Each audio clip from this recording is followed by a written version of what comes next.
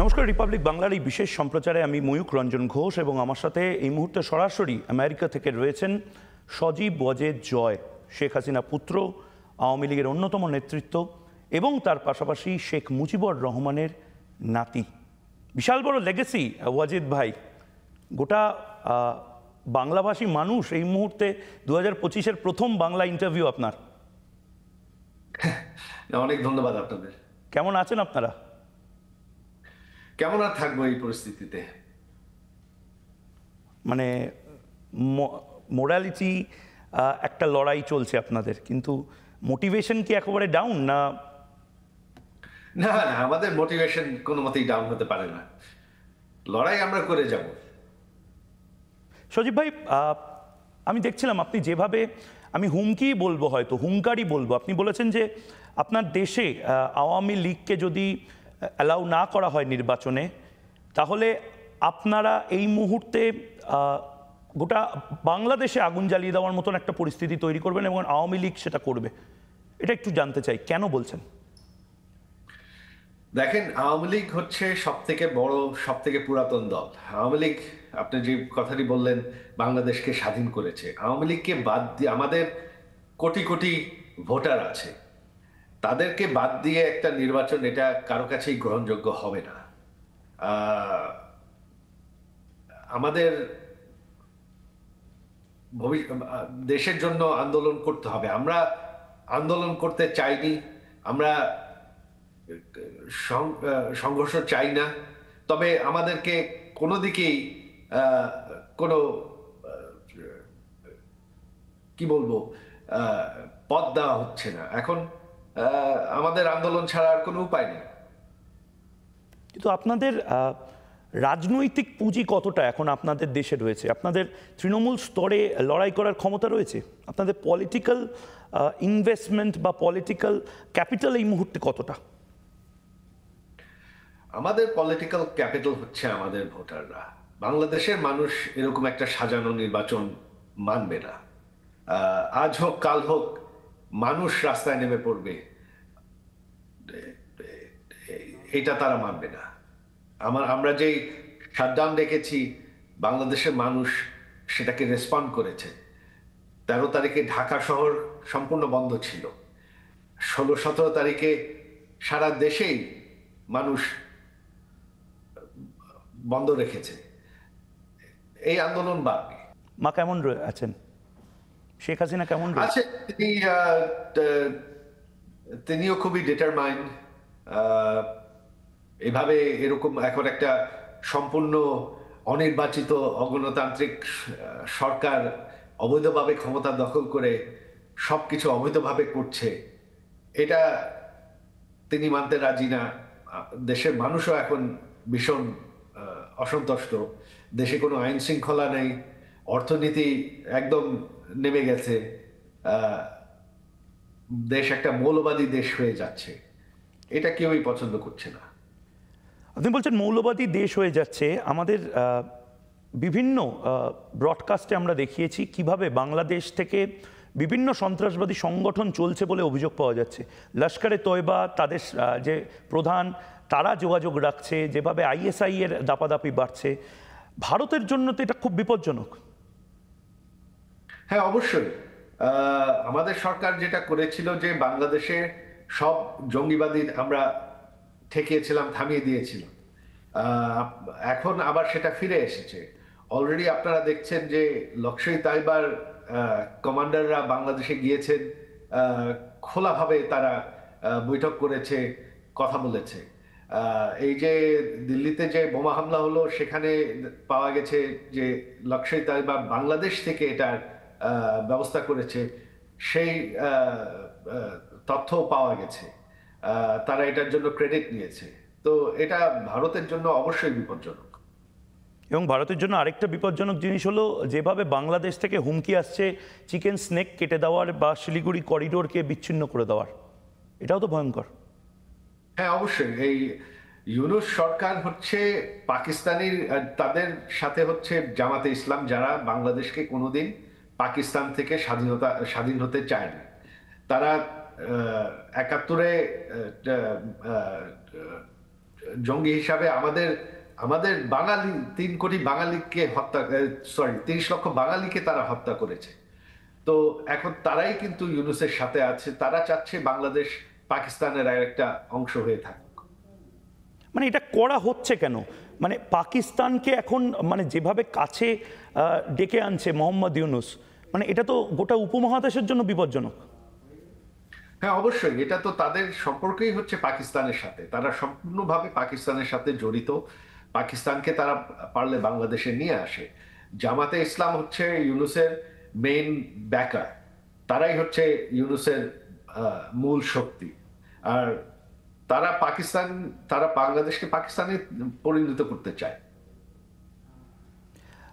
সজীব ভাই, আপনি নির্দিষ্টভাবে জানেন যে কিভাবে এই মুহূর্তে ডিপ স্টেট গোটা এশিয়া এবং নির্দিষ্টভাবে ইন্ডিয়ান সাবকন্টিনেন্টে থাবা বসাচ্ছে। 2024-এও আপনি ডিপ স্টেট নিয়ে কথা বলেছিলেন। এখনও কি আপনি বিশ্বাস করেন deep state actually problem create করছে? কিছুটা তো আছে, আগের মতন নাই। লাকিলি যেটা মার্কিন যুক্তরাষ্ট্রের নির্বাচনে তাদের সরকার বদলিয়ে গেছে, প্রেসিডেন্ট ট্রাম্পের সরকার এসবে বিশ্বাস করে না, তো মার্কিন সরকার আর সেরকম কিছু করছে না। তবে এটা রয়ে গেছে যে যারা আগে ছিল তারাই এটার সাথে ইনভলভ।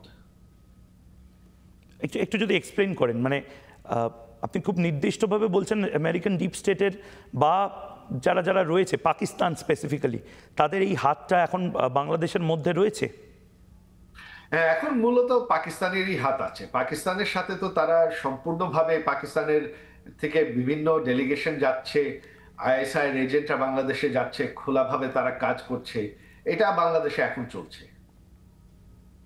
আর চট্টগ্রাম নিয়ে কি বলবেন? চট্টগ্রামে তো এই মুহূর্তে যেরকমভাবে বিদেশিদের ছবি দেখা যাচ্ছে, আমেরিকান ড্রিল দেখা যাচ্ছে। হ্যাঁ, সেটা ওই আমেরিকান সাবেক সরকারের পক্ষ থেকে যেটা চেষ্টা শুরু করা হয়েছিল, সেটা কিছুটা এখনো চলছে। তবে প্রেসিডেন্ট ট্রাম্পের তারা আবার চায় না যে বিদেশে তারা মার্কিন অর্থায়ন খরচ করবে এই অন্যান্য দেশে বেস করতে। তো এখন সেরকম ভাবে মার্কিন পক্ষ থেকে কিছু হচ্ছে কিনা আমি জানি না, তবে সে আমার মনে হচ্ছে না। এই মুহূর্তে যদি খুব নির্দিষ্টভাবে বলা যায় আওয়ামী লীগের স্ট্র্যাটেজিটা কি? মানে এখন আওয়ামী লীগ মানে কোন জায়গায় দাঁড়িয়ে রয়েছে এই মুহূর্তে? আমাদের সমর্থন আছে, আমাদের কোটি কোটি ভোটার আছে, আমাদের লক্ষ লক্ষ কর্মী আছে। আমরা আমাদের আন্দোলন চালিয়ে যাব। সেটা কিভাবে, কেমন আন্দোলন হবে সেটা পরিস্থিতির উপর নির্ভর করবে।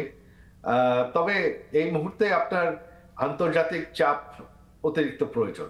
আমরা একা পারবো কিনা আমি জানি না।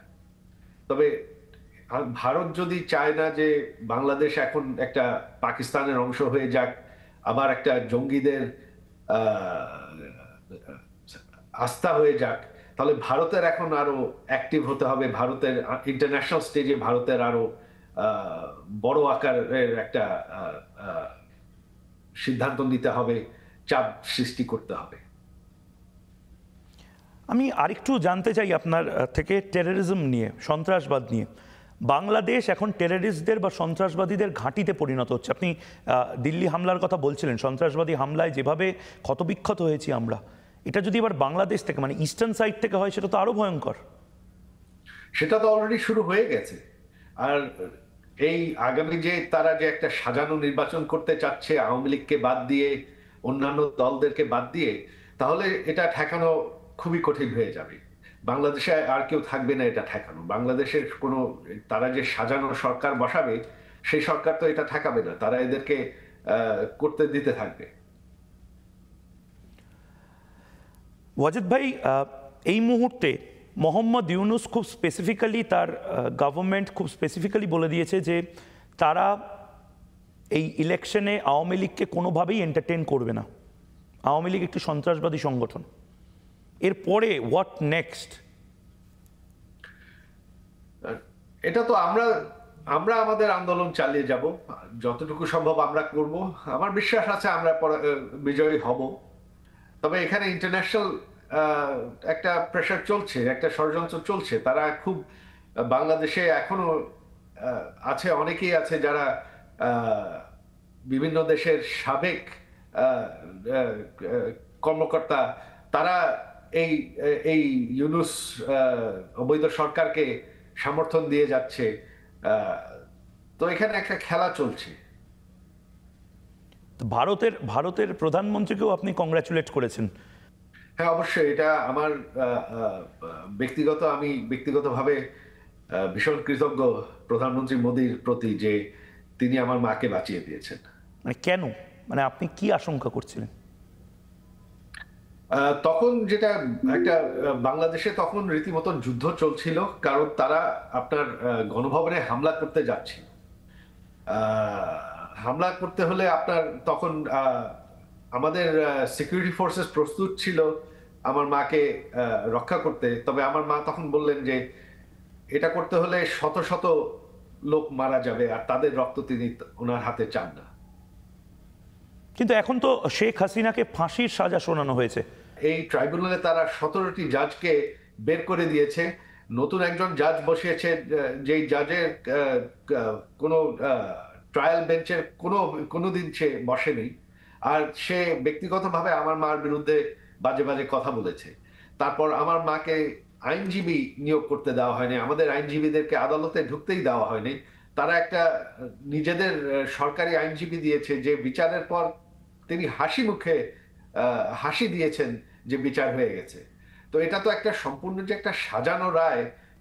এই যে সাজানো রায় দেওয়া হয়েছে বলে আপনি বলছেন, এটাতে তো আপনাদের ফেরা এরপরে বিপজ্জনক হয়ে গেল। আপনারা কোন জায়গা থেকে বলছেন যে আপনারা বাংলাদেশে ফিরবেন?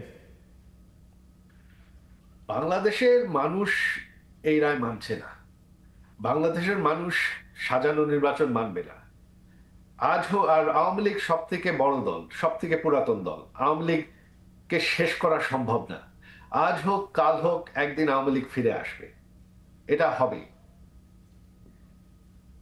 মানে এটা আপনি এখনো কনভিকশনের সাথে বলছেন যে আওয়ামী লীগ আজ না হয় কাল ফিরে আসবে বাংলাদেশে?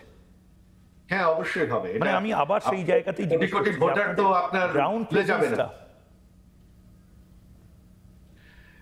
গ্রাউন্ড প্রেজেন্স কি আছে না আছে ওটা সময়তে বোঝা যাবে। বিট্রেয়াল আছে, বেইমানি আছে, বিশ্বাসঘাতকতা আছে। না, ঘরের ভেতর থেকেই বিশ্বাসঘাতকতা বা সরকারের ভেতর থেকেই কেউ বিশ্বাসঘাতকতা করছে, এই জিনিস আছে? এখন তো বাংলাদেশ সরকার সম্পূর্ণ অবৈধ, এটা তো আমাদের সরকার না, এখানে তো বিশ্বাসের কোনো প্রশ্নই ওঠে না। তবে আওয়ামী লীগ এখন সম্পূর্ণভাবে ঐক্যবদ্ধ। আপনি কি নিজেও টেনশন করছেন যে যেভাবে একের পর এক সন্ত্রাসবাদী সংগঠন যেভাবে প্রভাব বিস্তার করছে, তাতে ভয়ঙ্কর একটা কোল্যাপস হয়ে যেতে পারে আমাদের এই ইন্ডিয়ান সাবকন্টিনেন্ট, এবং এটা ইন্ডিয়াতে এই বর্ডারিং জায়গাগুলোতে প্রভাব বিস্তার করতে পারে? মৌলবাদী চাপ হয়তো বাড়তে পারে, মৌলবাদীদের দাপাদাপি বাড়তে পারে। হ্যাঁ, এটা তো অবশ্যই বাড়বে।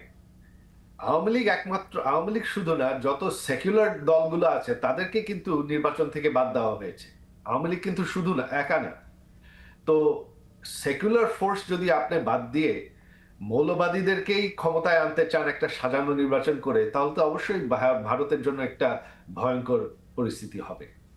মাননীয় শেখ হাসিনা তিনি মানে এই মুহূর্তে মানে কি বলছেন, মানে এই মুহূর্তে তার মুড বা এই মুহূর্তে তার বক্তব্যগুলো কি? ওনার মন শক্ত আছে।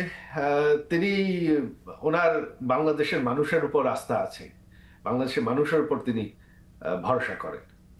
বেশ, অনেক অনেক ধন্যবাদ সজীব ওয়াজেদ জয় রিপাবলিক বাংলার সঙ্গে কথা বলার জন্য। এটাই আপনার 2024-এ আপনি প্রথম বাংলা ইন্টারভিউ দিয়েছিলেন রিপাবলিক বাংলাকে, 5ই আগস্টের পর 8ই আগস্ট আমার মনে আছে, এবং আজ 2025-এ আপনার এই ইন্টারভিউ বাংলা ভাষায় রিপাবলিক বাংলাকে আপনারা দিচ্ছেন।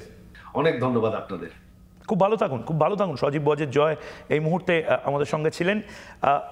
বাকি অন্যান্য খবর দেখার জন্য এবং ভারতীয় উপমহাদেশের যে ক্রাইসিসগুলো, সেই ক্রাইসিসগুলো কিভাবে আমাদেরকেও এফেক্ট করতে পারে সেগুলো জানার জন্য চোখ থাক রিপাবলিক বাংলায়। কথা হবে চোখে চোখ রেখে। নানা ধরনের কন্টেন্ট দেখার জন্য লাইক করুন, শেয়ার করুন আমাদের ফেসবুক পেজ, সাবস্ক্রাইব করুন আমাদের ইউটিউব চ্যানেল। পাশাপাশি অন্যান্য ব্রেকিং নিউজের জন্য অবশ্যই চোখ রাখুন রিপাবলিক বাংলায়।